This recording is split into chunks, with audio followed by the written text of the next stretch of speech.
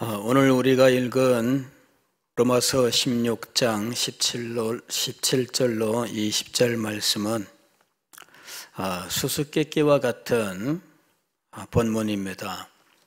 정상적인 글이라면 로마서 16장 1절에서 이 로마서 편지를 가지고 로마 교회를 방문한 겐그리아 교회의 집사인 베베를 추천하는 말씀과 또 2절, 3절부터 16절까지 여러 로마 교회의 성도들의 이름을 열거하면서 문안 인사를 하고 그 다음에 21절로 넘어가서 사도 바울과 함께 있는 여러 성도들이 로마 교회 사람들에게 보내는 문안 인사, 이런 식으로 연결되어야 할 텐데 17절 말씀부터 20절까지 그냥 불쑥 이 말씀이 들어온 상황입니다.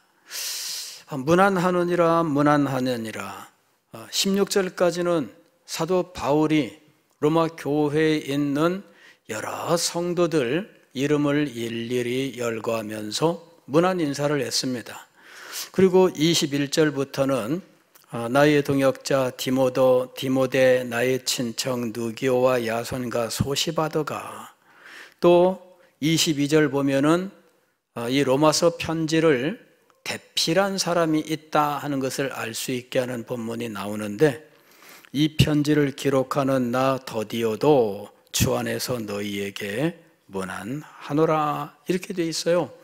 그러니까 사도 바울의 문안뿐만 아니라 디모데라든지 기타 몇 사람의 문안도 들어가 있고, 심지어는 로마서 편지를 사도 바울이 직접 쓴 것이 아니라 더디오라고 하는 사람이 대필을 했는데 그 대필자도 문안 인사를 하고 있습니다.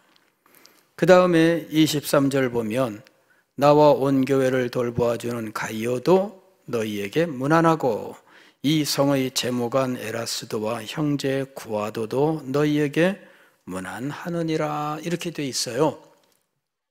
그러니까 16절에서 21절로 바로 넘어가야 되는 넘어가는 것이 자연스럽고 정상적인 글의 진행입니다. 그런데 17절부터 20절까지가 불쑥 들어가 있습니다. 그리고 20절 말씀을 보게 되면 편지가 끝나는 것처럼 보입니다. 평강의 하나님께서 속히 사탄을 너희 발 아래에서 상하게 하시리라. 우리 주 예수의 은혜가 너희에게 있을지어다. 끝난 것 같이 보이는데 21절에서 또 다른 문안이 시작되고, 그 다음에 25절 이하에서 다시 송령과 그 다음에 찬양으로 이 편지가 끝나고 있거든요. 그래서 어떤 분들은 이 17절부터 20절까지는 누군가 후대 사람들이 집어넣은 것이 아닌가, 아니면 21절부터 마지막까지 누군가 집어넣은 것이 아닌가, 이게 결론에 해당하는 부분이 지금 두 번 반복되는 것처럼 보이는 겁니다. 그래서 원본은 어떤가 이러면서 원본에 대하여 이 사본의 여러 가지 이 연구를 통해서 이게 원본에는 없었는데 사본에 첨가된 부분이 어느 부분이냐, 이런 연구를 했던 분들이 있습니다. 그러나 결론은 무엇이냐면은 모두 원본에 있고 사본적으로는 어느 하나가 빠지거나 이렇게 해서 후대 사람이 집어넣은 증거가 없다 하는 것이 일단 결론입니다. 그래서 이 두 가지가 다 실상은 원본에 있는 내용이다. 그러면 왜 이렇게 어색하게 글이 진행이 되었을까? 사도 바울이라면 글을 얼마나 잘 쓰는 사람입니까? 그런데 왜 이렇게 어색한 상황이 벌어졌을까 하는 것이죠. 왜 16절까지 인사를 하고 그 다음에 21절로 넘어가서 바울과 함께 있는 다른 형제들이 인사하는 것으로 넘어가면 자연스러운데 구태여 17절 더군다나 분열하지 말고라고 하는 이 교회의 분쟁에 대한 교훈을 하고 있다는 거죠. 그래서 이게 도대체 무슨 이유일까? 사람들이 의문을 가지고 연구를 했습니다. 16장을 보게 되면 문안 인사를 통해서 이 로마 교회의 상황을 짐작하게 하는 혹은 짐작해 볼 수 있는 여러 가지 사실들이 등장합니다. 사실 우리는 로마 교회에 대해서 정확하게 알지 못한다. 아니, 실상은 로마 교회에 대해서 아는 바가 거의 없다. 이러는 상황입니다. 그런데 이 인사 말씀을 통해서 로마 교회의 상황을 어느 정도 이제 짐작할 수 있게 했는데 그 하나는 무엇이냐면 로마 교회는 순수하게 로마 사람들로 이루어져 있는 것은 아니고 인사 말씀 속에 등장하는 인물들을 볼 때에 그 이름이 유대식 이름도 있고 헬라식 이름도 있고 로마식 이름도 있다는 거죠. 그래서 그 이름을 보면은 성도들의 구성이 유대인도 있고 헬라인도 있고 혹은 헬라 문화권에서 큰 사람도 있고 혹은 로마 사람도 있다. 이렇게 짐작하게 하는 겁니다. 그래서 로마 교회는 이런 다양한 구성인들, 구성 인원들이 다양한 모습을 보여주고 있습니다. 그 다음에 두 번째로는 이 교회가 오늘날 우리 서대신 교회 하면은 이게 지금 단일한 교회입니다. 그런데 로마 교회 하게 되면은 그런 단일한 교회가 아니다. 오히려 최소한 5개의 가정교회로 이루어져 있었다 하는 것을 짐작하게 하는 내용들이 등장합니다. 5절 말씀 보게 되면 또 저희 집에 있는 교회에도 문안하라. 여기 저희 집은 어느 집이냐면은 브리스가와 아굴라 집입니다. 브리스가와 아굴라에게 문안하면서 저희 집에 있는 교회에도 문안하라. 그러니까 브리스가와 아굴라 집에서 가정교회가 회집하고 있는데 브리스가와 아굴라 외에 이름을 열거하지는 않았지만 그러나 또 다른 사람들이 있다 하는 것을 짐작하게 하는 겁니다. 그 다음에 계속해서 10절 말씀을 보게 되면 그리스도 안에서 인정함을 받은 아벨레에게 문안하라. 아리스도블로의 권석에게 문안하라. 이렇게 되어 있어요. 아리스도블로의 권석에게 문안하라. 지금 여기 이 5절 하반절에 보면은 내가 사랑하는 에베네도에게 문안하라 하면서 몇 사람의 이름이 등장합니다. 6절에는 마리아에게 문안하라. 7절은 안드로니고와 유니아에게 문안하라. 그 다음에 8절은 암블리아에게 문안하라. 9절은 우르바노와 스다고에게 문안하라. 10절은 아벨레에게 문안하라. 그 다음에 아리스토블로의 권속에게 문안하라. 이름을 일일이 열거하지는 않았습니다. 여기 권속이라고 하는 것은 패밀리예요, 패밀리. 그래서 이 아리스토블로의 패밀리에게 이름을 열거하지는 않았습니다. 그러나 분명히 몇 명 더 있어요. 일일이 이름을 열거하는 사람과 이름을 열거하지 않은 또 다른 몇 사람들이 있는 겁니다. 그럴 때 누구누구 집에, 누구누구 권속에, 누구누구 가정에, 누구누구 형제에, 이런 식의 표현을 계속해서 쓰고 있는 거예요. 자, 그 다음에 14절 보게 되면 또 이렇게 돼 있죠.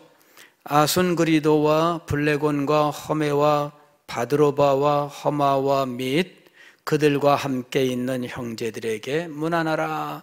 여기 지금 5명의 사람들을 이름을 대고 그 외에 그들과 함께 있는 형제들에게 문안하라 이렇게 얘기합니다. 또 몇 사람이 더 있다는 거예요. 이럴 때 이 형제들이 누구냐? 이 사람들이 가정교회로 모이는 하나의 공동체를 말하는 거죠. 그 다음에 15절도 보면은 빌룰로고와 율리아와 네레오와 그의 자매와 또 올룸바와 그들과 함께 있는 모든 성도, 이렇게 이야기를 해요. 그래서 여기 보면은 5절, 10절 또 14절, 15절 여기 또 11절을 보게 되면 내 친척 헤로디온에게 문안하라.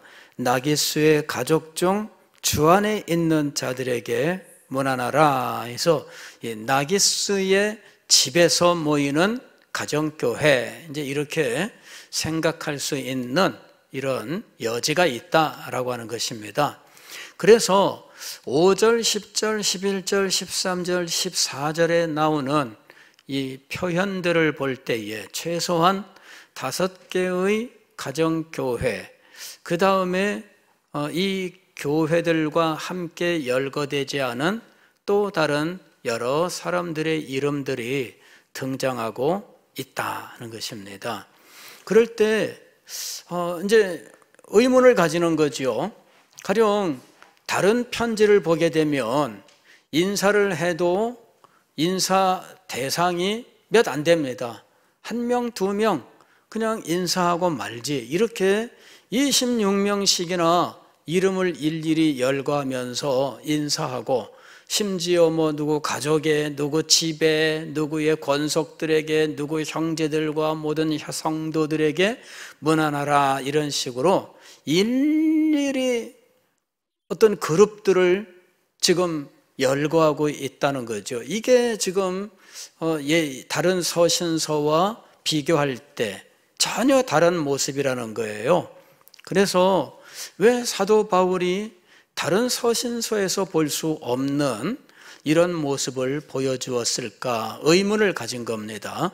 그래서 로마 교회는 우리가 오늘날 우리들의 생각처럼 하나의 교회로 이루어져 있던 것이 아니라 최소한 5개 이상의 가정교회로 이루어져 있었고, 그들의 인종이랄까 문화 배경은 몇 가지로 다 구분되는데, 그들은 유대인도 있었고 헬라 배경을 가진 사람도 있었고 로마 사람도 있었다 하는 것을 보여주고 있는 겁니다. 자, 이것은 이 교회가 하나 되지 않았다라고 하는 걸 보여주는 거예요. 사도 바울이 로마에 가고 그곳에서 그들과 진리의 교제를 나누고 싶었는데, 그때 사도 바울은 이 여럿으로 흩어져 있는 이 공동체가 하나가 되는 것을 목표로 했던 것이 아닌가라는 생각을 갖게 하는 겁니다. 그들이 분열하고 서로 다퉜다라고 하는 것은 아무데도 그 증거를 찾을 길은 없습니다. 다만 그들이 서로 나뉘어지고 서로 간에 그리스도인이지만 그러나 하나가 되지 않을 수 있는 가능성은 언제든지 열려 있었다 하는 겁니다. 그래서 사도 바울은 그들이 하나 되는 것에 관심을 가졌다라고 생각하는 겁니다. 그래서 16절까지 문안 인사를 하고 이 여러 공동체로, 즉 가정교회로 나뉘어져 있는 이들이 하나가 되어야 한다라고 하는 사실을 말씀했다는 겁니다. 17절 말씀을 보면 형제들아 내가 너희를 권하노니 너희가 배운 교훈을 거슬러 분쟁을 일으키거나 거치게 하는 자들을 살피고 그들에게서 떠나라. 즉, 이 로마 교회가 하나의 조직을 가진 한 울타리 안에 있는 한 조직이 아니라 여러 조직으로, 비록 그 조직이 규모가 크지는 않지만 여러 조직으로 나뉘어져 있는 상황이라는 거지요. 그래서 그들이 하나 되는 것이 정말 중요하다라고 하는 사실을 사도 바울은 깊이 마음속에 인식을 하고 그들의 하나됨을 위하여 이 말씀을 전했던 겁니다. 여러 가정교회가 있어서 각자 자기들이 강조하는 것들이 있고 그걸로 인하여 서로 간에 차별, 구별, 그리고 서로 다르게 돼버릴 가능성이 얼마든지 있는 겁니다. 그래서 그들을 하나로 묶어주는 진리, 이것을 사도 바울이 지금 이 로마서에서 기록을 한 거죠. 여기 보게 되면은 너희가 배운 교훈을 거슬러 분쟁을 일으키거나 이랬습니다. 교훈을 거슬러 분쟁을 일으키는 게 뭘까요? 다른 교훈을 말하는 겁니다. 다른 교훈. 갈라디아서에서 강조했던 게 뭡니까? 다른 복음을 전하는 것을 문제 삼았던 겁니다. 다른 복음을 전하는 이 사람들을 용납하는 것과 아니 오히려 이 다른 복음을 전하는 사람들과 친밀하게 지내는 이런 모습에 대해서 사도 바울이 굉장히 그것이 잘못되었다고 하는 사실을 강조했던 거거든요. 그래서 교회의 하나됨을 해치는 가장 중요한 요인은 무엇이냐면은 다른 교훈이에요. 다른 교훈. 갈라디아에서는 이것을 다른 복음이라고 이야기했습니다. 사도 바울이 로마서에서 가르쳤던 교훈이 있지요. 어떤 사람은 이렇게 이야기합니다. 이 사도 바울이 로마서에서 가르쳤던 이 교훈들, 이것이 단지 칭의만이 아니라고 하는 사실에 대해서 이제 실망할 사람도 있을 거다, 뭐 이런 식으로 이야기하는데, 그러나 사실은 그렇지 않아요. 로마서를 기록한 이유는 기독교에서 복음에서 가장 핵심되는 사실을 가르쳐서 이 교회를 온전케 하기 위해서입니다. 교회의 하나됨은 어디서 오느냐? 조직의 하나됨에서 오는가? 아니면은 명칭의 하나됨에서 오는가? 교회의 하나됨이라고 하는 것은 진리의 하나됨에서 온다라고 하는 거예요.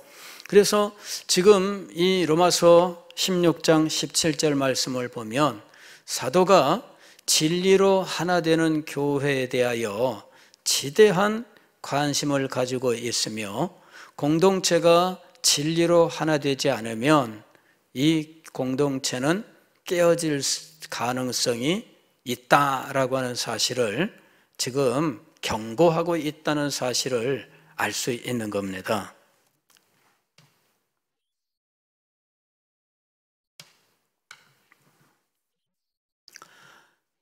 (20세기에) 들어와서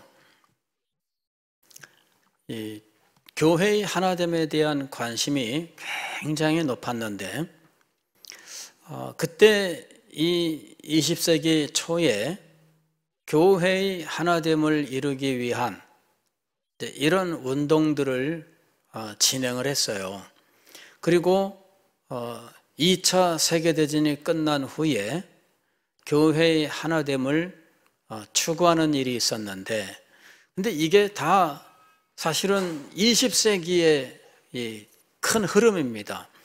20세기에는 전반에 두 개의 큰 전쟁이 있었습니다. 1차 세계대전이 있었고 2차 세계대전이 있었는데, 이 세계대전이 끝나면은 항상 등장했던 것이 우리가 하나가 되어야 전쟁을 다시 하지 않을 거다. 이렇게 해서 1차 세계대전이 끝난 다음에 우리가 세계를 하나로 묶어야 되겠다. 이런 주장들이 나와요. 그리고 그 주장이 어디에 영향을 미치느냐 하면 교회에 영향을 미칩니다. 그리고 교회의 현실에 대해서 안타까워하거나 혹은 이런 것들을 비난하는 사람들이 있었습니다. 가톨릭은 뭐며 개신교는 뭐냐? 개신교도 장로교, 감리교, 온갖 교단들은 뭐냐? 이런 것들이 교회를 아주 굉장히 나쁘게 만드는 거다. 그래서 우리는 신앙을 안 가지려고 한다. 이제 이런 식으로 주장하는 사람들이 많이 늘어나게 됩니다. 그래서 교회도 교회의 하나됨을 이루자 하는 사람들이 일어나게 되고 그런 운동들을 하게 됩니다. 그러나 이 운동은 사실은 이제 무너지게 돼요. 세계 이 정치를 국가를 이제 하나의 연합하는 어떤 것으로 만드는 이 운동도 좌절하고 교회도 하나 되게 하는 운동도 좌절하게 됩니다. 그러다가 이제 2차 세계대전이 발생하게 되죠. 2차 세계대전이 끝나고 난 다음에 과거에 우리가 그 하나됨을 추구하다가 결국 못했는데 그 바람에 우리가 또 세계대전을 치러야 했다. 이제는 그러지 말자 해가지고 어떻게 해서든 이걸 하나 되게 하는 일을 진행을 했는데 그게 이제 UN이라고 하는 것이죠. 국제연합. 그래서 UN이 만들어진 거예요. UN을 만드는 운동은 이미 수십 년 전에, 최소 30년 전에 이미 그런 운동들이 있었어요. 그러나 그때 실패를 한 거죠. 그리고 2차 세계대전을 겪은 뒤에는 우리가 더 이상 미뤄서는 안 된다. 이러면서 UN이 만들어진 겁니다. UN이 만들어지고 나니까 교회에도 압박이 들어오는 거죠. 그래서 교회도 우리가 이 과거에 추진하다가 실패했던 거 다시 추진하자 해서 만들어진 것이 뭐냐면은 WCC라고 하는 거예요. 세계교회 협의회라는 거죠.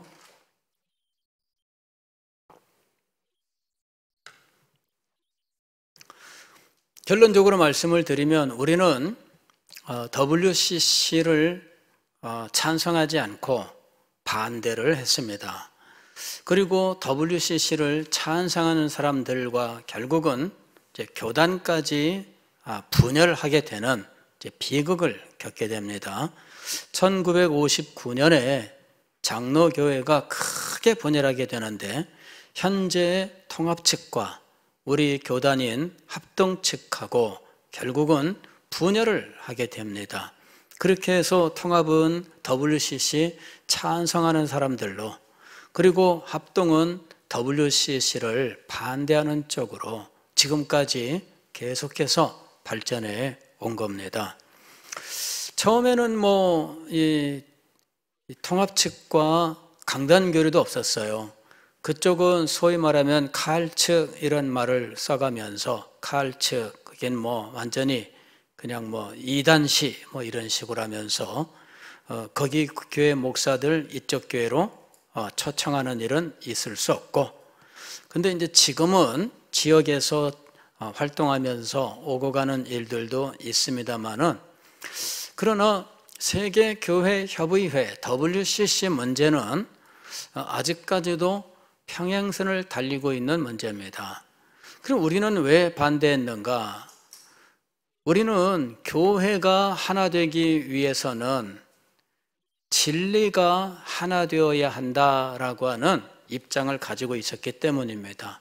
진리의 하나됨이 없이는 교회가 하나 될 수 없다라고 하는 것이죠. 그런데 WCC를 찬성하던 사람들은 일단은 기독교라고 부르고 자처하는 사람들은 그냥 무조건 하나를 먼저 이루고 보자, 이제 이런 주장을 하게 된 거예요. 그래서 하나됨이 앞서느냐 진리가 앞서느냐라고 하는 문제입니다. 우리도 교회의 하나됨을 부인하지 않아요. 그러나 우리가 지상에서 교회가 하나 되기 위해서 우리는 분명하게 진리가 하나 되어야만 교회가 하나 될 수 있다, 이 입장을 확고하게 가지고 있는 겁니다. 진리가 하나 되지 않고 그냥 임시로 그냥 이 바느질을 해놓듯 묶어 놓으면 그 안에서 온갖 종류의 주장들과 서로 진리라고 주장하는 것들이 부딪힐 때 그것이 어떻게 하나의 기독교라고 말할 수 있느냐라는 것이지요. 진리가 하나 되지 않고서는 하나의 기독교가 될 수 없다, 이것이 우리가 가지고 있는 분명한 입장입니다. 지금 로마서 16장 17절 말씀도 바로 이 사실들을 지원해 주고 있는 말씀이에요.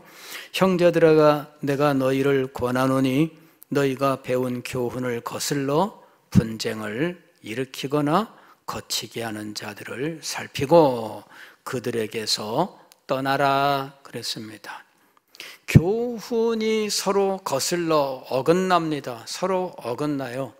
그럴 때 이것이 분쟁의 요인이 되고 그로 말미암아 서로 늘 다툼이 끊어지지 않는 이유가 되는 겁니다. 그리고 이것이 결국은 믿음의 내용을 결정하고 삶의 모양을 결정짓게 되는데, 전혀 다른 믿음의 모양과 삶의 모습을 가진 사람들이 기독교라고 하는 하나의 울타리 안에서 동일한 이름으로 부를 수 있는가라는 것이지요. 우리는 그럴 수 없다라는 것입니다.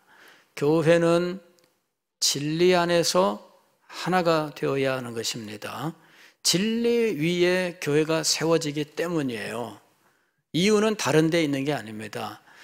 우리 교회는 항상 어떻게 세워지느냐 하면 사도들과 선지자들의 터 위에 세워졌다, 이렇게 이야기합니다. 사도들과 선지자들의 터라고 하는 것은 사도들이 전한 복음과 선지자들이 전한 진리의 말씀들의 기초 위에 세워졌다라는 말입니다. 이것을 간단하게 표현하면은 진리 위에 세워졌다라는 말입니다. 진리 위에 교회가 세워지는 것입니다. 사람들의 이름 위에 세워지는 것이 아닙니다. 로마 가톨릭은 교회가 어디에 세워지는가? 베드로 사도 위에 세워졌다, 이렇게 이야기합니다. 베드로 위에 교회가 세워졌고, 그리고 베드로의 그 권한을 로마 교황이 그대로 전수받아서 오늘날도 교황은 베드로의 권한을 그대로 행사하고 있다, 이렇게 주장하는 거예요. 자, 교회가 베드로라고 하는 사람 위에 세워졌다고 하는 사람들과 진리 위에 세워졌다고 하는 사람들이 하나가 될 수 있는가라는 것이죠. 이것은 명백한 겁니다. 하나가 될 수 없다는 것이죠.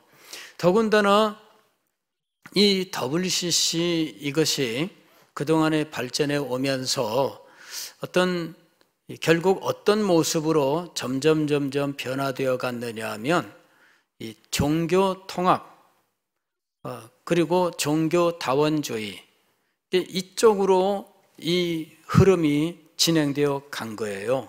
그래서 결국은 이게 무슨 기독교냐 하는 것이죠. 종교 다원주의와 종교 통합 쪽으로 가는 이것이, 그리고 결국은 그 WCC에서 온갖 세계 종교들을 전시하고 이러는 일도 있었어요. 그리고 우리나라에서는 우리나라의 전통 종교를 전시했는데 무당 복장을 하고 무당 굿하는 장면을 연출하고 이런 일도 있었던 겁니다. 그런 것들도 다 하나님께서 주신 자연 종교로 인정하는 이런 쪽으로 흐름이 진행되어 가는 거죠. 진리가 기초가 되지 아니하고 그냥 명칭만 하나 되는 상황이 되었을 때 그 안에서 온갖 종류의 잡스러운 주장들이 다 교회의 이름으로 진리의 이름으로 그냥 주장되는 이런 상황들이 벌어지게 된다는 거죠. 그걸 어떻게 우리가 보고 있습니까? WCC가 처음 생겼을 때에는 그때 제일 경계했었던 것은 공산주의의 침입이었어요. 공산주의 국가에서 교회의 이름을 가지고 대표자를 보내어서 이 WCC를 공산화시키려고 하는 이러한 일들이 있었다. 그것에 대한 우려, 그것에 대한 경고가 있었습니다. 그 다음에 어느 날 보니까 가톨릭도 기독교 이름으로 같이 하게 되는 이런 일들이 벌어진 거예요. 그래서 결국은 그것 때문에 하나 될 수 없다. 이렇게 주장을 하면서 우리는 그곳에 가지 않았는데 그러는 사이에 가톨릭의 지원을 받은 WCC는 이제는 가톨릭 없이는 살 수 없는 기관이 되어버리고 말았다는 것입니다. 예, 그래서 이것은 가톨릭이 자기의 외연을 확장하기 위한 협력기관이 되어버리고 말았다는 상황이 되어버린 거예요. 그래서 여러분 오늘 우리는 교회는 어디 위에 세워지며 교회의 하나됨은 무엇으로 말미암아 이루어지는지에 대하여 분명히 해야 된다는 것입니다.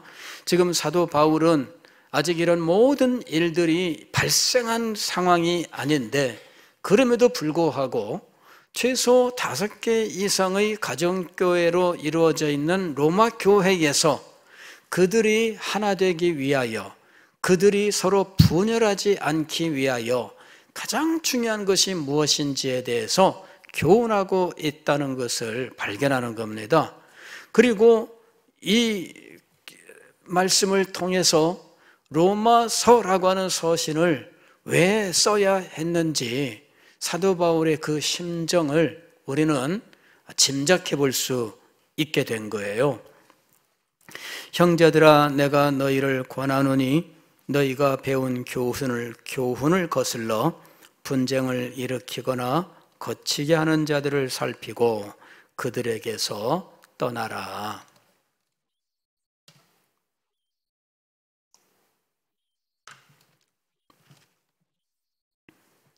교회를 하나 되게 하는 가장 핵심적인 그리고 필수적인 교훈은 무엇인가? 로마서는 바로 이제 그 부분을 다루고 있는 거죠. 인간의 전적 타락의 문제, 이 타락은 이방인이든 유대인이든 상관없이 모두에게 동일하게 일어난 일입니다. 그리고 유대인이든 이방인이든 이 전적 타락으로부터 구원받기 위하여는 하나님께서 주신 의를 받아야만 된다는 사실. 그런데 하나님께서 주시는 그 의는 그리스도 바로 그분이다라고 하는 것이죠. 그리스도 안에서 의롭게 되는 거예요. 그리스도를 믿는 믿음으로 의롭다함을 받는 것입니다. 이것이 바로 하나님의 은혜로 말미암은 구원인데 죄가 많은 곳에 은혜가 넘치는 것, 바로 이것이 칭의 교리의 의미인 것입니다. 예, 인간이 자기의 힘으로 의롭게 되는 것이 아니라 하나님께서 주시는 것을 믿음으로 의롭게 되는 것입니다. 그것이 은혜로 말미암은 구원의 핵심이에요. 이 부분이 무너지면 안 되는 거죠. 그래서 로마 교회 안에서 각자 자기의 문화 배경에 따라서 다른 주장을 해서는 안 됩니다. 유대인이라고 해서 딴소리하면 안 되고 로마인이라고 해서 딴소리하면 안 됩니다. 그들 누구든지 모두 공통적으로 예수 그리스도를 믿음으로 말미암아 의롭게 되는 이 거룩한 도리에 있어서 하나가 되어야 하는 것입니다. 은혜로 말미암은 구원은 죄를 조장하는 교리가 아닙니다. 왜냐하면 은혜로 말미암았다, 이 일로 말미암아 일어나는 후속 절차들이 있어요. 하나님께서 믿음으로 말미암아 의롭다 하시고 거기서 끝낸 것이 아닙니다. 그 이후에 하나님께서 행하신 일들이 있습니다. 믿는 자는 그리스도와 연합하여 죄 가운데 죽고 하나님에 대하여 살아나게 되고, 그는 그리스도 안에서 새로운 법의 다스림을 받는 자가 되는 것입니다. 옛 법은 그와 상관이 없고 새로운 법의 다스림을 받는 자가 되는 거지요. 그리고 그에게는 성령의 내주하심, 그리하여 생명의 성령의 법이 통치하는 상황이 되는 거예요. 성령이 내주하신 사람은 성령의 인도하심이 있고, 성령의 인도하심 속에서 그는 죄를 죽이는 삶을 살게 됩니다. 그는 하나님의 자녀로서 하나님을 아바, 아버지라고 부르는 자가 되며, 그는 장차 예수 그리스도와 함께 하늘의 기업을 상속하는 하나님의 자녀로서 살아가게 된다라고 하는 거죠. 칭의 이후에 하나님의 후속 절차 혹은 대책들이 있어요. 그래서 은혜로 말미암은 구원이 죄를 쉽게 하고 그냥 은혜에다가 모든 핑계를 대고 죄를 짓게 만드는가? 그렇지 않습니다. 그 후에 일어나는 하나님께서 행하신 일들을 보게 되면 결코 죄를 짓는, 쉽게 짓고 은혜에다가 모든 핑계를 대는 일은 일어날 수가 없습니다. 그 다음에 사도는 그리스도인의 삶을 교훈하면서 그리스도인의 삶은 공동체 안에서 시작된다는 사실을 가르쳤던 겁니다. 그래서 결국 사도 바울은 로마 교회에게 무엇을 강조했느냐 하면 그들을 하나로 묶어주는 복음 진리에 대한 교훈입니다. 은혜로 말미암은 구원과 그 은혜로 말미암은 구원의 전체 모습을 보여준 거예요. 은혜로 말미암은 구원은 칭의가 핵심이긴 하지만 칭의로 끝나지 않아요.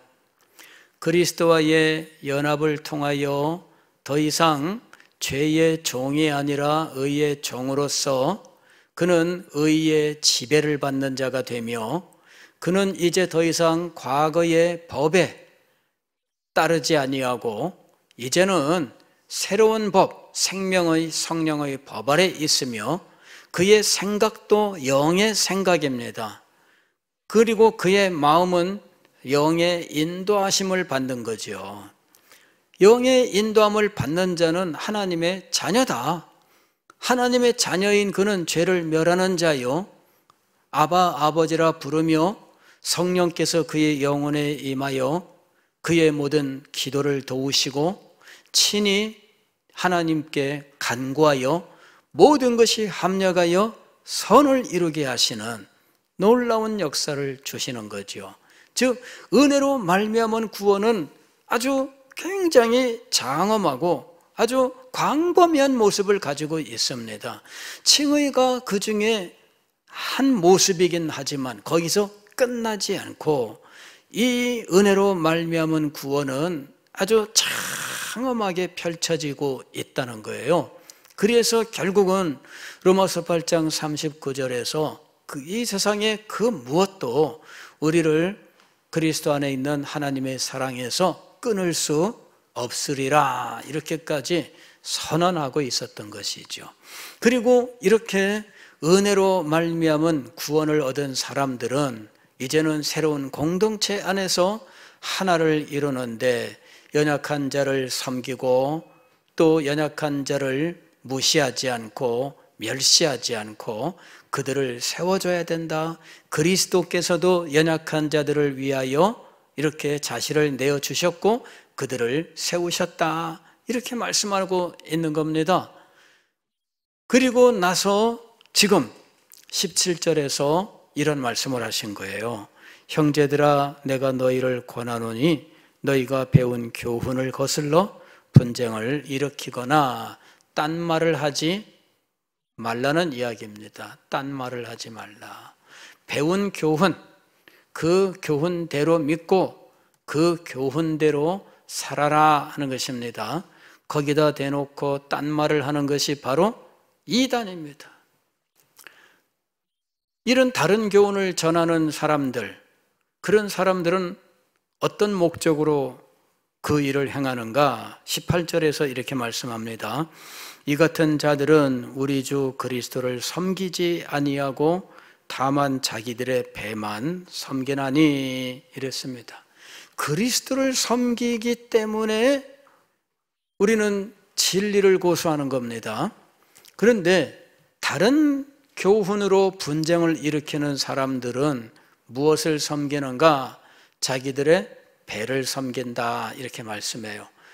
이 배를 섬긴다는 말은 자신들의 이익을 추구한다 하는 의미입니다. 배를 채우고 배불리게 되는 이런 것을 가지고 자기의 이익을 추구한다 하는 의미를 전달하고 있는 겁니다.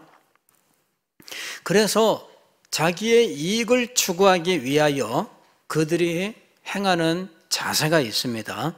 여기 보면은 교활한 말과 아첨하는 말입니다. 교활한 말은 교묘하게 말꼬리를 잡아서 이렇게 저렇게 사람들을 흔들어 놓는 걸 말해요.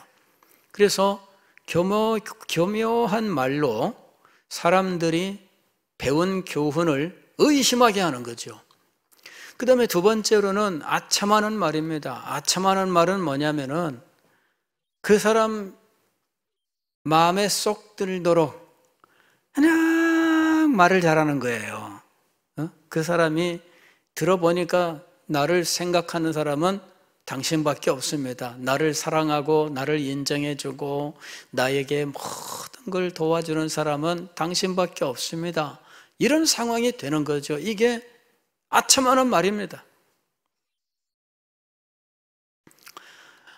갈라디아서를 읽다가 제가 깜짝 놀란 거는 갈라디아 교회 사람들이 진리를 바로 가르치려고 하는 사도 바울보다 다른 복음을 말하는 사람들에게 더 심정적으로 동조하고 정서적으로 그 사람들을 더 친밀하게 여기고 있더라 하는 거예요.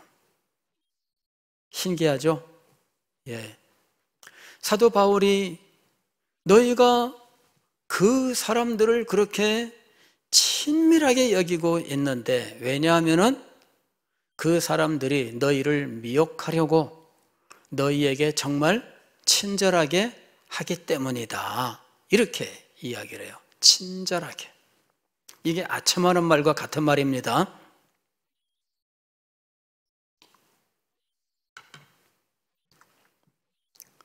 진리로 접근하는 것이 아니라 친절함으로 접근하는 것을 경계해야 돼요. 우리는 친밀한 관계를 먼저 이루고 그 다음에 다른 교훈을 말하면 사람들이 야박하게 하지 못하는 이런 상태가 되거든요. 그러면 결국 진리가 아닌 것에도 귀를 기울이게 되는 상황이 벌어지는 거예요. 그 사람들이 나한테 잘해줬기 때문에 이 사람들을 내칠 수 없는 이런 심리 상태가 되므로 결국은 진리가 아닌 것에 이끌려가는 상황이 벌어지는 겁니다.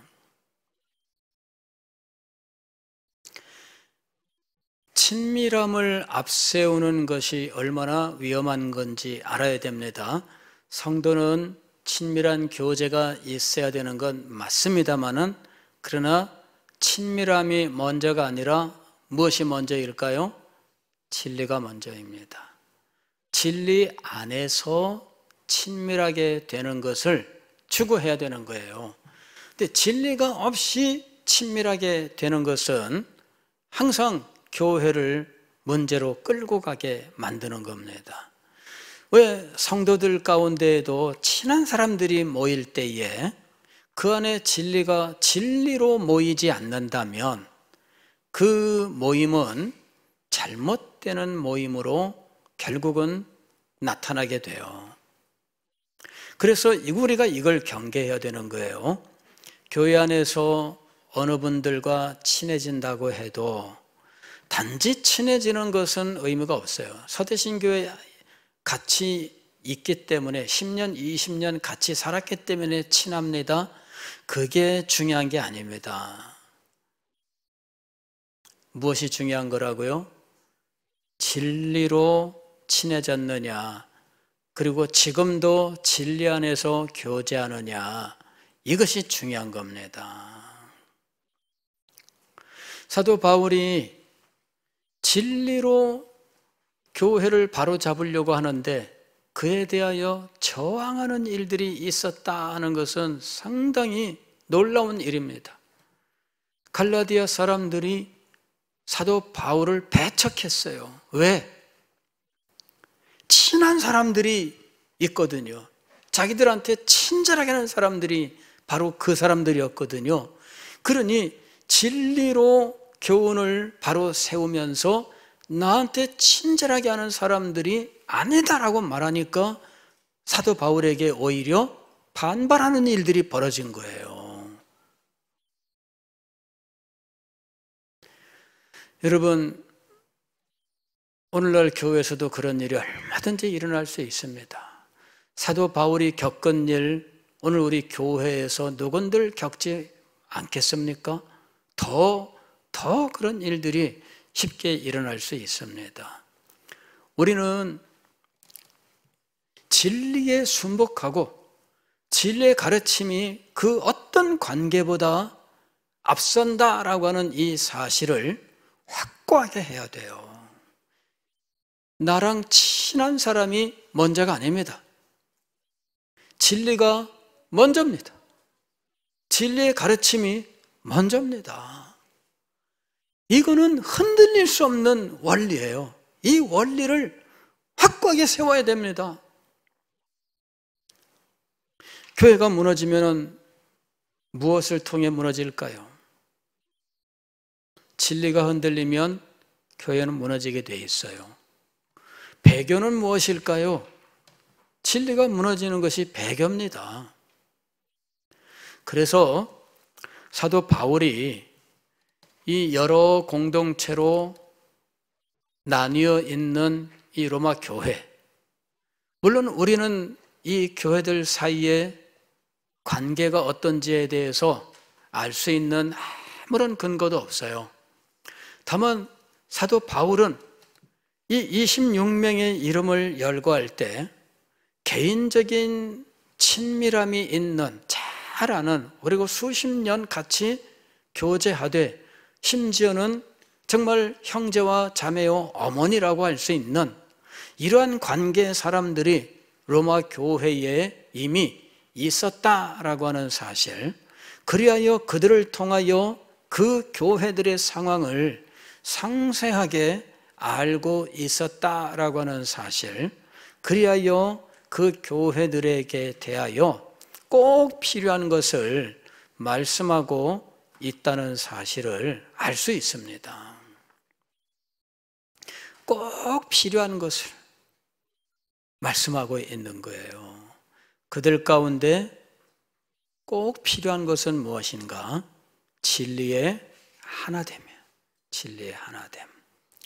이 부분이 행여 잘못될까? 사도 바울은 염려하여 이렇게 장엄하고 이렇게 길고 긴 로마서 서신을 작성해서 먼저 보냈고, 그리고 이 서신의 말미에는 너희가 배운 교훈을 거슬러 분쟁을 일으키는 일들에 대하여 경고하고 있다 하는 것입니다. 그리고 진리의 하나됨으로 승리하는 교회의 영광에 대해서 사도 바울이 말씀하고 있는 겁니다. 19절 보면은 너희의 순종함이 모든 사람에게 들리는지라 그러므로 내가 너희로 말미암아 기뻐하노니 너희가 선한데 지혜롭고 악한데 미련하기를 원하노라. 선한데 지혜롭고, 이게 지금 막연하게 썼습니다마는 편지를 받은 사람들은 편지를 읽고 이 말이 무슨 의미인지를 알 수 있어요. 선한데 지혜롭고, 이게 뭡니까? 분쟁하는 것에 대하여 분별력을 가지는 거지요. 악한데 미련하기를 원하노라. 서로 교만하여져서 우리 공동체가 최고다라고 주장하기 시작하면 이 교회는 깨어질 수밖에 없습니다. 악한데 미련하기를 원하노라. 평강의 하나님께서 속히 사탄을 너희 발 아래에서 상하게 하시리라. 이런 것들도 다 완곡한 표현으로 보입니다. 사탄이 로마 교회에 역사하고 있다라고 하는 이런 어떤 징조, 그런 것들에 대하여 사도 바울이 완곡하게 표현하고 있는 것으로 보입니다. 교회가 하나됨을 상실하게 되는 것, 특별히 로마 교회처럼 이제 막 자라나는 교회에 어떤 사람이 주동자가 되어서 사도 같은 권위 있는 사람이 전체를 하나로 아우를 수 없는 상황에서 사탄이 역사하면 언제든지 깨질 수 있다는 아마 이런 상황을 짐작하게 하는 완곡한 표현으로 보입니다. 저는 사도 바울이 로마 교회에 대하여 그 모든 사정들을 자세하게 알고 그 문제들을 미리 선제적으로 준비하기 위하여 로마서를 썼고 그곳에 가기를 소망했고, 그리고 간절한 열망 속에 결국 그곳을 방문하여 이 성도들을 세워주었다라고 봅니다.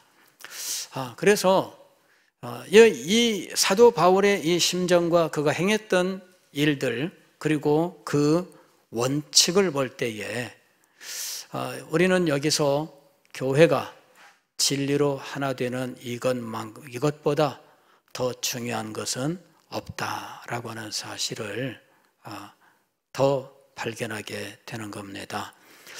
오늘 우리 시대에 이 교훈, 담고 있는 교훈과 이 교훈을 준 사도 바울의 목적, 그 교회의 상황, 이런 것들은 우리 시대를 향해서도 전달하는 의미가 참 크다고 봅니다.